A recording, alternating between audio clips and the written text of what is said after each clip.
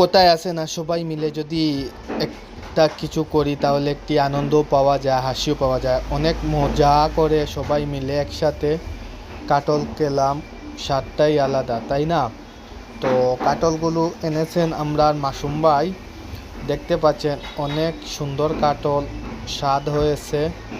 তো কাটলটা অনেক ভালো, কিন্তু সেটা বড় কথা না, বড় কথা হচ্ছে একসাথে মিলে খাওয়াটা, হাসিটা, আনন্দটা আলাদা, তাই না?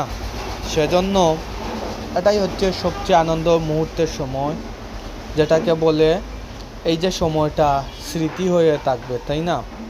সেজন্য একসাথে খাওয়ার মজাটাই আলাদা, তাই না?